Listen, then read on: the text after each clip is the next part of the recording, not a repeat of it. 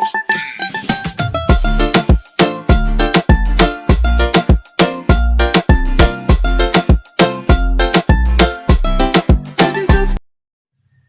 semuanya, perkenalkan saya Debri Titi Bemau dengan nomor induk mahasiswa 141181051 dari program studi pendidikan biologi Fakultas Keguruan dan Ilmu Pendidikan Universitas Katolik Widya Mandira Kupang.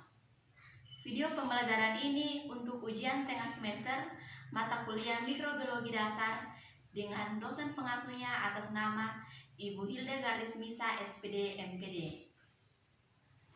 Dalam video ini, saya akan membahas materi yang berjudul Morfologi dan Anatomi Mikroorganisme. Yang pertama, saya akan membahas tentang morfologi mikroorganisme. Dalam dunia mikroorganisme, terdapat berbagai kelompok jasad renik yang kebanyakan uniseluler. Ciri utama yang membedakan mikroorganisme dengan mikroba yang lain adalah kita lihat dari organisasi bahan selulernya.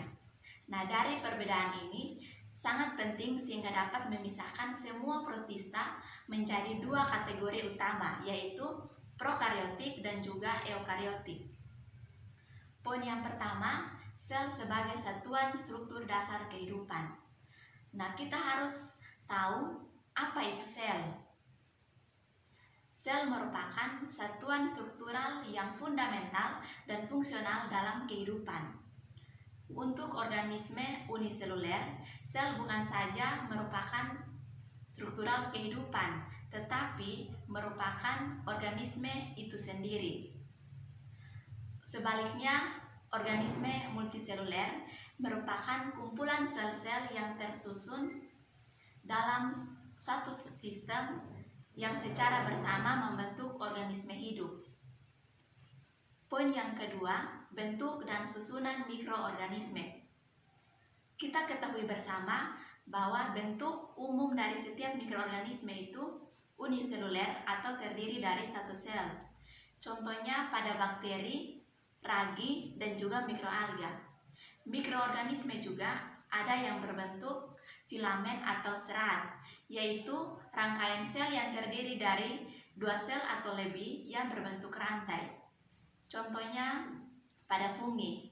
Kita akan menguraikan bentuk dari masing-masing mikroorganisme. Yang pertama kita mulai dari bakteri. Bakteri itu adalah protista prokariotik yang selnya khas. Artinya ada yang berbentuk basil, spiral, dan juga kokus. Bentuk dari bakteri itu adalah uniseluler atau terdiri dari satu sel. Yang kedua adalah cyanobacteria. Cyanobacteria merupakan organisme prokariotik fotosintetik yang bentuknya bersel satu atau uniseluler. Yang ketiga adalah fungi. Fungi itu tidak berklorofil, bentuknya ada beberapa yang bersel satu dan yang lainnya multiseluler. Yang keempat adalah protozoa. Protozoa adalah protista eukariotik yang berklorofil pada golongan tertentu. Bentuk dari protozoa ini bermacam-macam. Yang kelima adalah alga. Alga merupakan protista eukariotik yang berklorofil. Yang keenam itu adalah virus.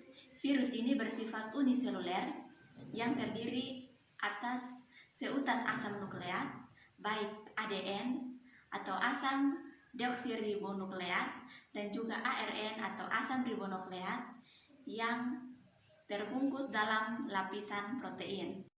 Poin yang ketiga adalah ukuran mikroorganisme. Nah, setiap mikroorganisme itu memiliki bentuk ukuran yang berbeda-beda. Untuk mikroba yang kecil, contohnya adalah Mycoplasma. Itu hanya berdiameter 0,125 mikron saja. Sedangkan mikroba yang besar itu adalah mikroalga biru hijau, itu contohnya Oscillatoria. Mikroba yang besar ini berdiameter lebih kurang 500 kali dari Mycoplasma. Poin yang keempat adalah struktur sel mikroorganisme.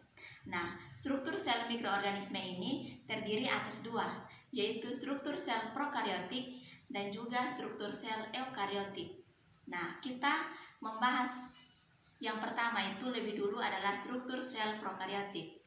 Secara umum, struktur sel prokariotik terdiri atas dinding luar. Dinding luar itu terdiri atas dinding sel, lapisan lendir, dan membran sitoplasma. Yang kedua itu adalah sitoplasma atau plasma sel. Yang ketiga adalah bahan inti.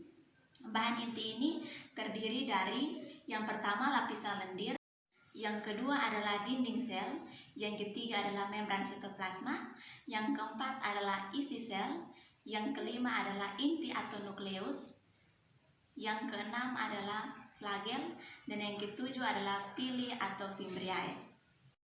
Yang berikut adalah struktur sel eukariotik. Secara umum, struktur sel eukariotik terdiri atas yang pertama retikulum endoplasma, yang kedua nukleus, yang ketiga kompleks Golgi, yang keempat mitokondria, yang kelima kloroplas, yang keenam vakuola, yang ketujuh mikrotubul dan mikrofilamen, yang kedelapan flagela dan silia, dan yang kesembilan adalah dinding sel. Sekian dari penjelasan saya mengenai materi morfologi dan anatomi mikroorganisme. Saya harap semoga video ini bermanfaat untuk kita semua. Akhirnya, saya ucapkan terima kasih.